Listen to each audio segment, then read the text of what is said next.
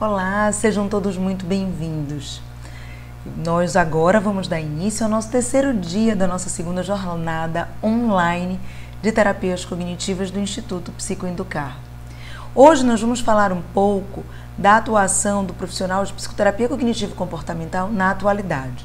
E quando eu me refiro à atualidade, eu estou falando desse período pós-Covid, desse período pandemia, que trouxe tantas mudanças e tantos ajustes compulsórios, tanto à nossa vida pessoal, quanto à nossa prática clínica em saúde mental.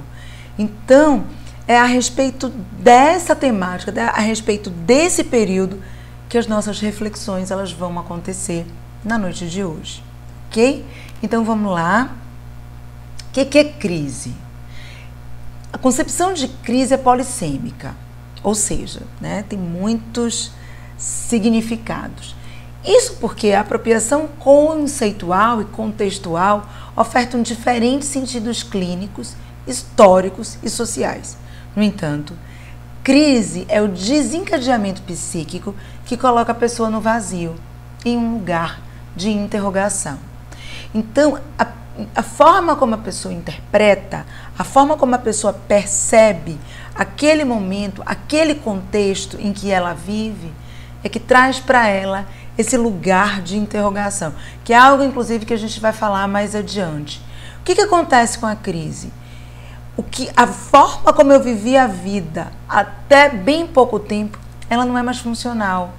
A forma como que eu vivi a vida, que eu resolvi os meus problemas, não dou mais conta, não tem mais como existir, porque o contexto mudou, porque algo mudou, porque eu mudei. Então, algo mudou de forma que os meus recursos de enfrentamento e de ajustamento para a realidade, eles não dão conta mais. E aí eu entro em crise, ok? Quando eu falo eu, é eu de forma, eu sujeito, pessoa. Uma coisa que a gente precisa lembrar, gente, crise é uma experiência normal. Uma coisa que eu gosto sempre de lembrar é que o paciente, quando ele vai buscar psicoterapia, é um paciente, sim, que ele está em crise. Por que ele está em crise? Porque existe um nível de sofrimento e existe uma necessidade de reajustamento. Então, a crise acontece, o sofrimento acontece quando os recursos que anteriormente eu utilizava para enfrentar a minha vida, eles não funcionam mais. Então, ele não está numa urgência, ok? O paciente que procura psicoterapia não necessariamente está numa urgência, mas ele vai estar numa crise. E o que nós vamos ajudá-lo é a reorganizar-se e lançar a mão de recursos de enfrentamento para resolução de problemas dentro desse contexto, dentro dessa atualidade, tá bom? Então, a crise é uma alteração no equilíbrio gerado por fracasso em recursos de resolução de problema. Então, isso que a gente falou. A forma como a gente resolvia os recursos que eu tinha não são mais úteis para essa realidade. E aí eu vou ter que identificar ou desenvolver novos recursos. Então, muitas vezes a psicoterapia pode ajudar o paciente a identificar recursos que ele já tem, mas como também desenvolver novas habilidades, novos recursos de enfrentamento para essa nova realidade em que ele está inserido. E aí, falando da pandemia, falando desse momento, uma coisa importante da gente pensar é que, de fato, de uma hora para outra, nós fomos levados a perceber que a vida mudou. E que a vida que eu tinha, a vida que eu levava, as formas que eu tinha de resolver problema e de gerenciar a minha vida não eram mais aplicáveis, porque o contexto todo mudou. De uma hora para outra, as crianças ficaram dentro de casa, as escolas foram fechadas, as aulas passaram a ser online, os atendimentos em saúde passaram a ser por teleconsulta, o lazer que eu tinha não poderia mais acontecer, porque parques, shoppings, cinemas não podiam mais acontecer. Então, toda a minha forma de gerenciar o meu cotidiano, ele foi absolutamente modificado, transformado e impedido de forma brusca e compulsória. Então, formas satisfatórias de resolver os meus problemas, eles não acontecem mais. E essa tentativa para a resolução de problema que não vai sendo satisfatória, ou seja, uma tentativa insatisfatória de gerenciar o contexto, de gerenciar a vida, gera um sofrimento. E é dentro desse sofrimento, e é para ajudar a sair desse sofrimento que o paciente ele vem em busca dos profissionais de saúde mental e em busca da psicoterapia. Bom, para que exista uma resolução adequada da crise, a teoria fala de três situações, de três pontos importantes. Dominar a situação atual, elaborar conflitos passados e ampliar repertório para o futuro. Esse é um contexto, gente, de modo geral, para uma crise de modo geral. Então, uma entrada na universidade, em que a pessoa está ali com muito medo, a entrada no mercado de trabalho, um divórcio, o nascimento de um filho, uma mudança de cidade. Então a pessoa vai precisar dominar a situação atual, o que é que está acontecendo ali, qual é o contexto em que essa pessoa está inserida, elaborar conflitos passados que podem estar ali desencadeando, potencializando essa crise no momento. Então, se há uma separação, esquemas de desamor, de desamparo, podem estar colaborando e potencializando os conflitos do momento. Então, elaborar tudo isso é fundamental e ampliar o repertório para o futuro. E muitas vezes a gente já sabe o que esperar. Quando eu trabalho no consultório, tem uma dinâmica que eu gosto muito de fazer com o paciente, que é como ele se vê no presente e como ele gostaria de se ver no futuro. E o que é que ele imagina que ele poderia fazer para migrar das questões do presente para essa pessoa, para esse paciente do presente, vou dar um nome de Maria, para Maria do presente, para a Maria do futuro, que é essa Maria que ela imagina aí. Só que, e isso já ajuda, já dá esperança, a gente já vai norteando um caminho, vai abrindo espaço aí para uma lista de metas, né? Na área da terapia cognitiva é um recurso fundamental. Mas, gente, quando a gente está falando do contexto que a gente está vivendo, agora até a gente começa a ampliar, a coisa começa a entrar numa certa homeostase.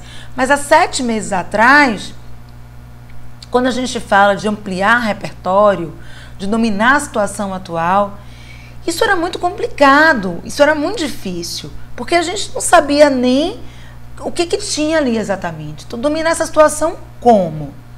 Ampliar esse repertório de futuro, que futuro? Esse, eu acho que foi o grande desafio que essa questão aí da pandemia e esse período aí pós-Covid, esse período Covid, trouxe para nós, para a sociedade e para nós profissionais de saúde mental. E em que a gente ia precisar intervir numa crise em que esses 3 pontos aí, eles ainda estavam muito incertos. Então, dominar a situação atual, eu diria que era basicamente aceitar. Então, o que a gente vai fazer com o paciente vivendo essa questão toda do Covid, em que a vida foi completamente transformada? O primeiro passo é aceitar, é a aceitação, certo? Na elaboração de conflitos passados, dentro desse contexto do Covid, é a gente entender em que questões passadas, crenças, esquemas disfuncionais podem estar potencializando o sofrimento do presente e dificultando a aceitação da realidade que ali está estabelecida. E ampliar o repertório para o futuro é um futuro que pode ser amanhã. Eu digo que assim, é viver um dia de cada vez dentro dessa situação. Então, o que é que a gente pode desenvolver, o que é que o paciente tem de recursos para viver um dia de cada vez da melhor forma possível. Então, foi basicamente, e é basicamente isso que a gente tem que refletir dentro dessa situação, desse contexto Covid, que é um contexto que vem sendo cada vez mais pensado, repensado, estudado, em todas as perspectivas que a gente possa imaginar e também na área de saúde mental. Então a crise ela é um ponto crítico e necessário para o desenvolvimento. Não existe, gente, desenvolvimento sem crise. Nada, não existe. Se a gente cresce, nós mulheres, a menarca é uma crise.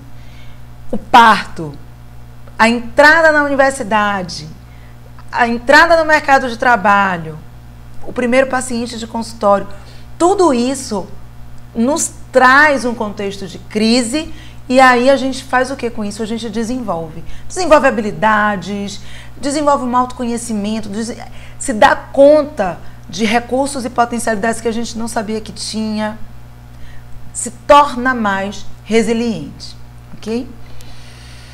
E aí, quais são as etapas de crise? A primeira etapa da crise é a desordem. A desordem decorrente de reações iniciais diante do impacto. Que todos nós vivemos isso naquele período ali do Covid, em que tudo fechou, tudo parou e que de uma hora para outra a gente teve que lidar com uma situação que a gente não esperava. E aí veio aquela desordem, aquele susto, aquele baque, aquele impacto que desorganiza tudo e que a gente fica até um pouco perdido. E aí esses 3 pontos aqui, a negação, a intrusão e a elaboração, elas vêm de forma que elas podem ficar alternando entre elas. A negação é a tentativa de amortecer o impacto. Vou dar um exemplo aí do Covid, em que as pessoas não gostavam de usar máscara. Ah, mas que imprudência, que negligência. Às vezes, gente, é de fato uma negação. É não querer se dar conta do tamanho da realidade que ali está. A intrusão, que é ideias de sofrimento pelo evento. E aí é que está. Isso pode ficar, como eu falei, migrando. Não necessariamente é nessa ordem. Uma hora a pessoa está na negação, outra hora está chorando pelo que aconteceu, chorando pela crise que está vivendo. E isso vale para divórcio, isso vale para quando perde o emprego, e isso vale para esse contexto do Covid. Nossa, meu Deus, o que vai acontecer? Eu não tenho ideia do futuro, eu estou muito amedrontada, eu estou muito assustada, eu estou com medo que a gente vive, o que a Itália viveu. E aí vem esses pensamentos. Então, as outras áreas da vida desse paciente ficam comprometidas, inclusive, por quê? Porque o tempo todo essa ideia, esse sofrimento invade o paciente, tá? Esse sofrimento, então, ele fica com as outras áreas comprometidas. É o que a gente fala de um nível, inclusive, de disfuncionalidade. A elaboração, que é falar, pensar e falar novamente e liga para uma amiga, né? Aquela amiga que separa, aquela amiga que termina com o namorado e vai, liga para uma amiga, daqui a pouco liga para outra amiga para contar a mesma história. Então, esse é um processo de quê? De elaboração. E aí, partindo para nós, psicólogos, né? Que vivemos esse contexto junto com os nossos pacientes, uma forma da gente elaborar é fazer supervisão, é fazer psicoterapia e atravessar, se submeter e experimentar cursos, workshops dentro desse processo de formação continuada, porque isso vai nos ajudar a elaborar, a ampliar, a trazer mais discussões, a conversar, a dialogar com colegas, e isso vai nos ajudando a ampliar o nosso repertório, a ampliar os nossos recursos e a elaborar. E aí a etapa final, que é a integração dessa experiência. Recursos são desenvolvidos, a gente vai se dando conta de recursos que a gente não tinha se dado conta e a gente vai integrando, e aí a gente vai desenvolvendo uma homeostase, que é mais ou menos, guardadas as devidas proporções, um pouco do que estamos vivendo agora. O que a gente viveu lá em março não é o que a gente está vivendo agora em novembro. Claro que já houve aí uma flexibilização de algumas medidas, né, de lockdown e coisa e tal. Ao mesmo tempo, a gente também foi aceitando, mobilizando recursos, elaborando, para que a gente fosse caminhando aí para uma homeostase, ok? Bom, e aí, Pensando em nós, profissionais de saúde mental, e nesse contexto do Covid, nesse contexto da pandemia, qual é o nosso principal desafio? Estamos imersos. Eu vou contar um caso, quando eu trabalhava na psicologia no contexto hospitalar, tinham 2 colegas psicólogas que estavam grávidas, lá por volta de 7, 8 meses de gestação, todas 2. E houve uma intercorrência muito séria com uma puérpera e seu bebê recém-nascido. A primeira coisa que a gente se organizou, nós psicólogas, o serviço de psicologia, é dizer assim, olha, fulana e beltrana, as gestantes, elas não vão atender esse caso, porque elas estão completamente imersas e identificadas. Elas estavam há 2 meses de parir. E aquela mulher, a puérpera, ela estava ali, tinha acabado de parir. Então, chegar uma pessoa grávida para atendê-la seria muito difícil, muito mobilizador. Claro que se só existissem essas 2 colegas para atender, é lógico que aí seria o caso disso, né? Da pessoa estar absolutamente imersa nesse contexto e não ter, e ter que lidar com isso. Que é o que está acontecendo com a gente. Estamos imersos. O que o nosso paciente viveu de crise, de susto, de medo, a gente também viveu. E é dentro desse contexto de imersão que a gente vai ter que cuidar das pessoas que a gente está atendendo. Por isso a importância do comprometimento com a supervisão, com a formação continuada, de ir atrás de cursos, palestras, workshops, para ir ampliando o nosso repertório pessoal e profissional, e da psicoterapia. Porque a gente vai pensando, refletindo e ampliando para poder ajudar cada vez mais a pessoa atendida nesse processo de elaboração. E aí o desafio é que muitas vezes a gente acha que a gente está contra o fluxo, que a gente está indo contra, quando na verdade não. Se a gente está dentro do contexto, se a gente está imerso a esse processo, a gente não está indo contra o fluxo, a gente está no fluxo. Só que a gente precisa estar nesse fluxo com segurança, a gente precisa remar com cuidado, analisando, avaliando, se protegendo e guiando as pessoas que ali estão e que ainda não têm consciência disso a buscarem um lugar seguro, a buscarem uma margem segura. Então a gente vai guiando junto. Então essa eu acho que é a importância, é a gente também perceber que a gente não precisa remar contra a maré, que a gente precisa aceitar que estamos na maré, mas que a gente pode desenvolver recursos e condições para atravessarmos essa maré da forma mais suave possível. E aí, mais um desafio é que a nossa formação, a formação de nós predominantemente foi para isso, para que a gente tivesse ali o contato físico, o contato humano, o olho no olho, a aproximação, o oferecer um copo d'água, o oferecer um lenço quando o paciente se emociona, que as dinâmicas elas acontecessem, as técnicas elas acontecessem ali, no setting terapêutico presencial. Todo o nosso raciocínio clínico, ainda que os atendimentos online, eles já estavam acontecendo e regulamentados pelo Conselho Federal de Psicologia, não era uma prática comum. Ainda havia uma predominância dos atendimentos presenciais e eu ouso dizer até uma preferência por boa parte dos profissionais e das pessoas atendidas para os atendimentos presenciais, né? E aí a gente teve que se adaptar, a gente teve que se ajustar a isso aí. A gente teve que se ajustar para uma realidade online. Adaptar as técnicas, adaptar o nosso setting, adaptar a nossa empatia. Porque como o próprio Aaron Beck fala, não existe terapia cognitiva sem que haja a empatia, o vínculo terapêutico. Ele é fundamental para que a psicoterapia se desenvolva. E aí é um grande desafio que a gente tem, é desenvolver esse vínculo, essa empatia, essa sensibilidade no momento da mobilização do paciente através da plataforma, das plataformas online. E aí alguns acordos também precisam ser feitos, né?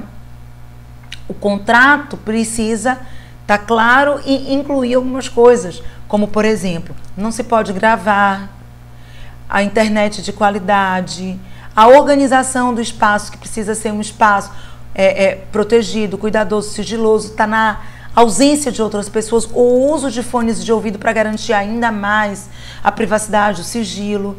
O paciente, ele não pode realizar a sessão em qualquer lugar. A sessão não pode ser realizada em qualquer lugar. Então, ele não pode estar deitado, ele não pode estar comendo, ele não pode estar no carro. Ele precisa estar num lugar cuidadoso. É preciso que haja, do mesmo jeito que o paciente ele se organiza para ir ao consultório físico, precisa ter uma organização para ir para esse consultório online. Então, esses acordos, essas atenções a gente precisa ter para esse atendimento online. E aí, um outro desafio que eu acho que é importante que a gente pense é o seguinte: a gente precisa se preparar, gente, para os desafios e as questões de saúde mental que emergem, que vão emergir.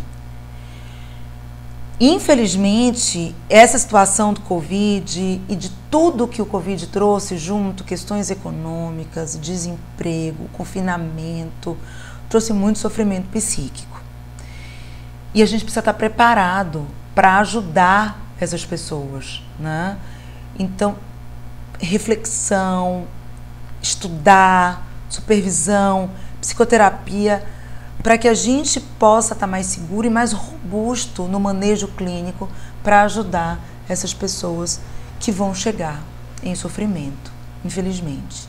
Então, ajudar a população e ajudar os indivíduos nesse processo de aceitação a uma nova realidade, e que vai ser nova, muita coisa vai mudar,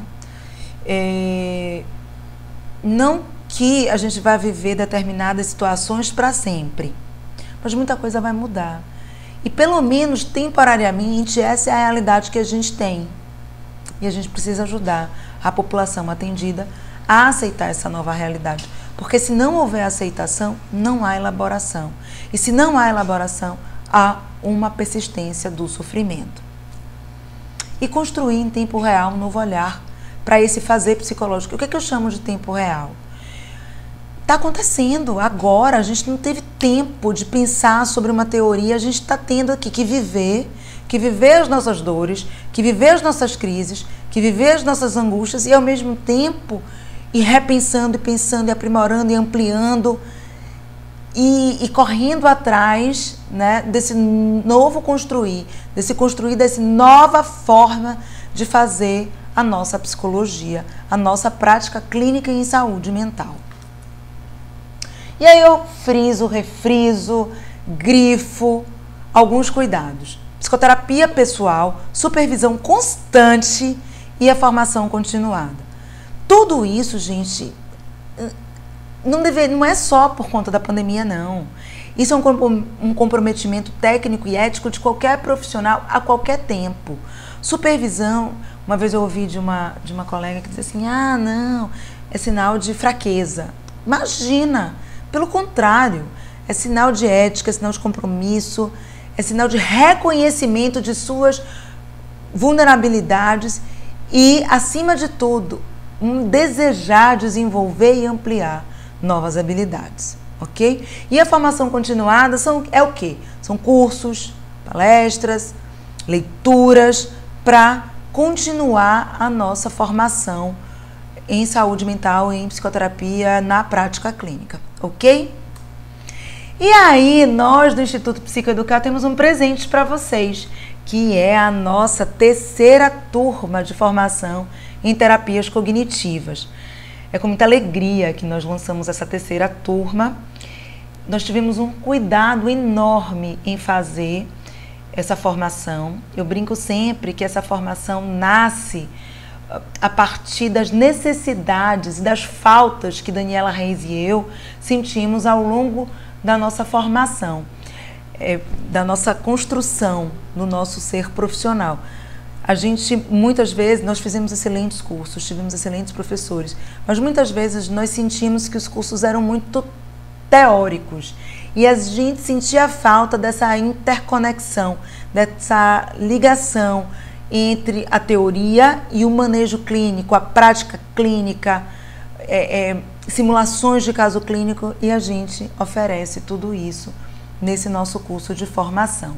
Então, são 15 módulos, mais 20 horas de supervisão clínica divididos, né, que vão acontecer ao longo de toda a formação.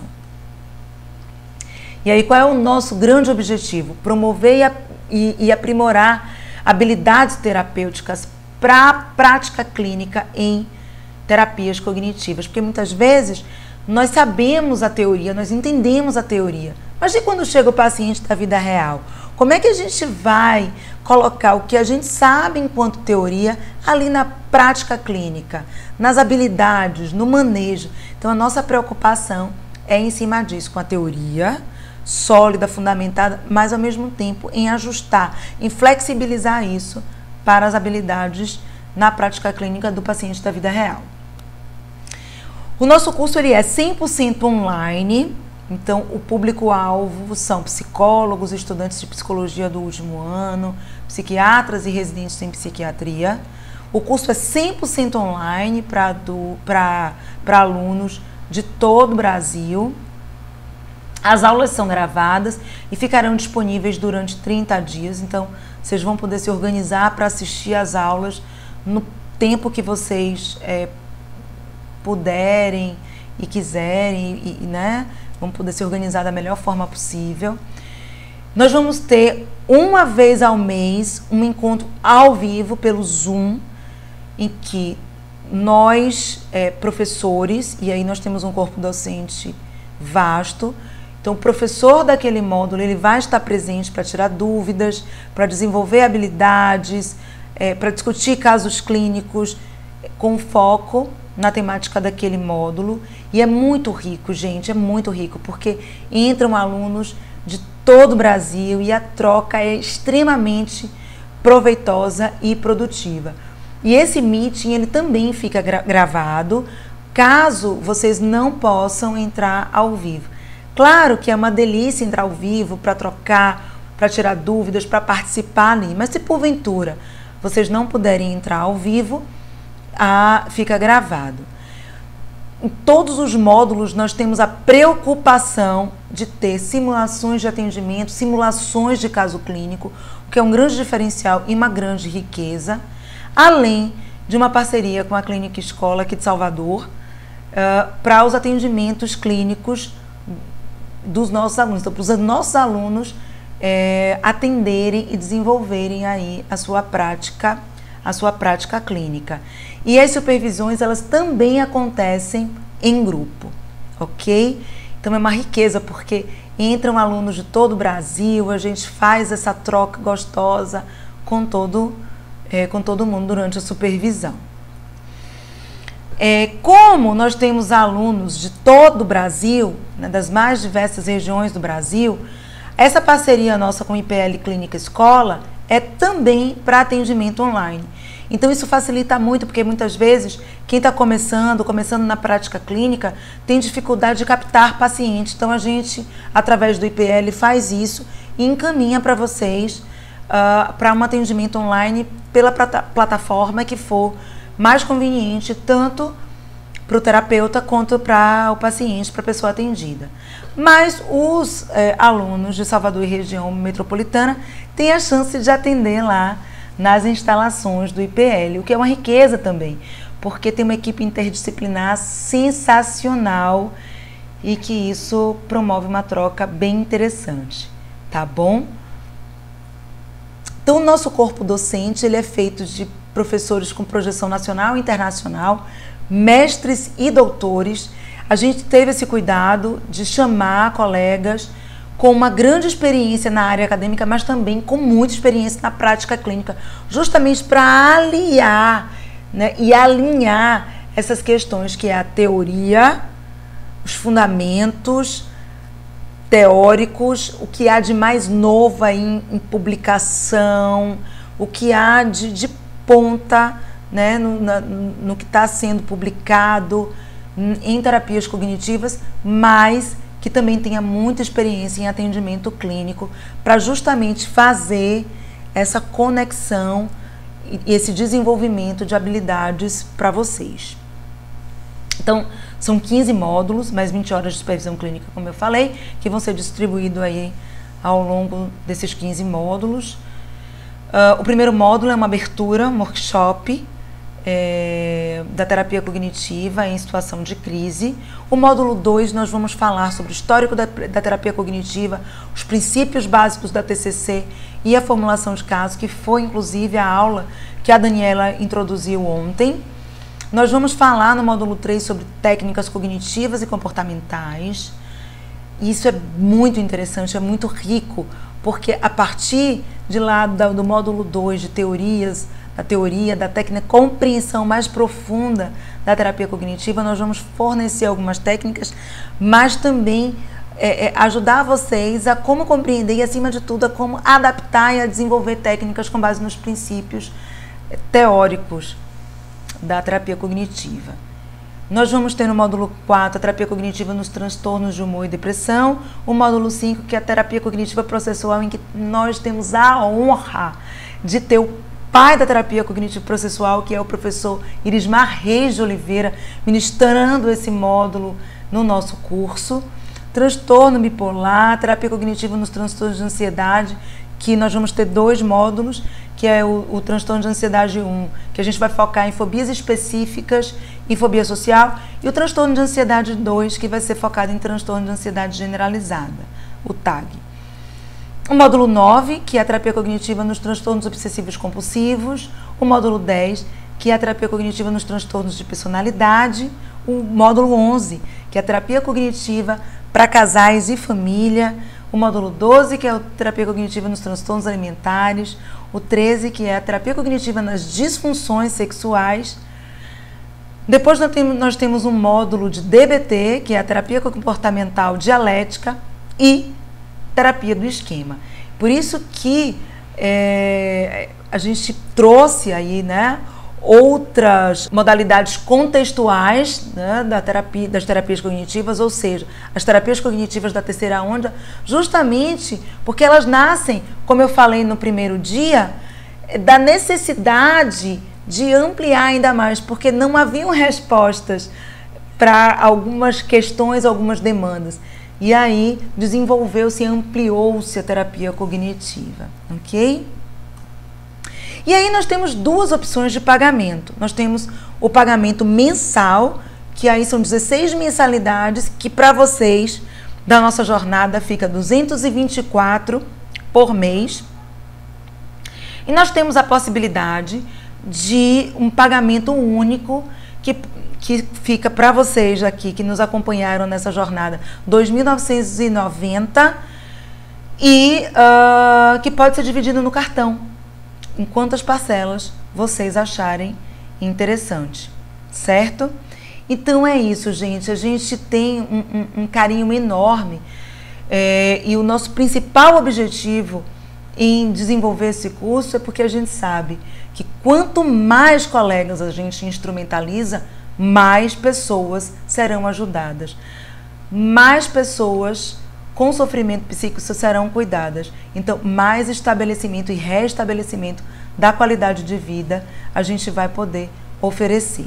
E aqui são os nossos canais. A gente tem aqui o Psicoeducando _ Terapias Cognitivas e o nosso site. Então, se vocês ficarem com alguma dúvida, podem nos chamar por lá, por direct, ok? Um abraço enorme, eu espero encontrá-los novamente, inclusive lá no nosso curso. Um abraço e até a próxima! Eu sou Larissa, psicóloga, aluna da Psicoeducar. Eu estou aqui hoje para compartilhar um pouco da minha formação em terapia cognitiva comportamental com vocês, né? Dizer que ao meu lado estiveram e ainda estão grandes mestres que tanto me inspiram e são fundamentais para o meu processo de crescimento, desenvolvimento e lapidação profissional.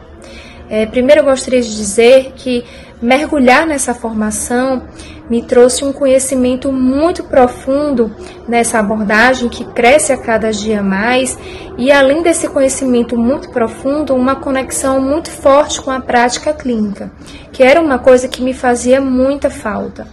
Então, essa intimidade entre teoria e prática que a formação ela oferece, né, que elas são ofertadas módulo a módulo, supervisão a supervisão, sempre com um acompanhamento sistemático, intensivo dos profissionais, né, dos professores com nós, alunos, tudo para nos garantir, né, uma atuação profissional fundamentada, embasada, né, tanto da parte teórica quanto da parte prática, que nos auxilia a desenvolver habilidades terapêuticas importantíssimas para a nossa atuação, né, que é o manejo clínico, a importância de desenvolver um raciocínio clínico, são riquíssimos, né?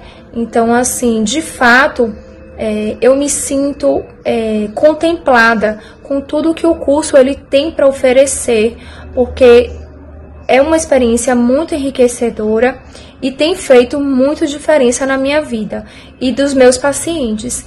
Então, eu deixo aqui o meu registro, o meu agradecimento de vocês terem feito o Instituto Psicoeducar tanta diferença na minha vida, pessoal e profissional. Então, toda a minha gratidão a vocês. Olá, me chamo Priscila e hoje eu vim aqui compartilhar com vocês como está sendo a experiência de fazer uma supervisão na Psicoeducar. Desde que eu me formei, as minhas atuações sempre foram no universo de média e alta complexidade, né? Sempre foi em órgãos públicos onde o nosso trabalho é psicossocial, né? Nós trabalhamos com equipe multidisciplinar, mas eu sempre tive muito interesse em fazer uma formação em TCC. Foi quando surgiu a oportunidade, né, de iniciar o curso na Psicoeducar. Desde o primeiro módulo eu me encantei, né, com a abordagem, com as possibilidades que a gente tem de utilizar as técnicas, com a eficácia das técnicas, e eu decidi abrir um consultório. No início eu fiquei muito temerosa, né, por estar iniciando um trabalho novo, e o novo sempre nos amedronta um pouco, e eu sempre tive muita desenvoltura em falar em público, em dar palestras, porque era o meu universo, mas no consultório eu sempre fiquei muito receosa. E desde o primeiro dia de supervisão eu compartilhei isso com a professora, né, sobre o meu receio em estar trabalhando no consultório e o medo de não conseguir, né, trabalhar todo um contexto com aquele paciente, e enfim, eu pude compartilhar tudo isso com ela, e assim, tem sido uma experiência indescritível, muito prazerosa, muito significativa. Eu tenho aprendido muito, a professora Daniela, ela é muito paciente. Eu tenho aprendido a trabalhar o manejo clínico, a psicoeducação, né, a questão do pensamento socrático, coisas que eu não utilizava e que para mim é tudo muito novo. Hoje eu consigo aplicar essas técnicas no consultório. Ela tem visto e acompanhado os meus pacientes e tem visto como eles têm evoluído, né, com essas técnicas e com essa abordagem, e eu só tenho a agradecer. Para mim está sendo maravilhoso. Eu não consigo nem imaginar a possibilidade de acabar, né? A cada semana são muitas expectativas, muitos assuntos, muitas demandas que estamos trabalhando juntas, e é muito enriquecedor. Eu tenho aprendido bastante e para mim está sendo um recomeço na minha formação, né? Estou sendo psicoeducada, né? Ressignificando as minhas crenças, e eu só tenho assim coisas boas para falar da supervisão. Vocês que ainda não fizeram, façam, tanto no instituto em que elas oferecem ou nos próprios consultórios. Compartilhem É muito bom a gente poder partilhar, fazer supervisões onde um professor com um arcabouço maior do que os nossos nos dão um suporte, né? Conversar, fazer supervisão, geram possibilidades de troca, né? E a gente consegue visualizar as coisas numa amplitude muito maior. Então façam supervisão, a gente aprende muito e eu tenho assim estado e ficado muito feliz com a supervisão com a professora Daniela. Desde já eu te agradeço, Dani, e agradeço a Psicoeducar por todo o acolhimento e manejo com essas questões que a gente sabe que lidar com o outro não é fácil e a gente precisa falar do ser humano com responsabilidade, lidar com o ser humano com responsabilidade. Muito obrigada.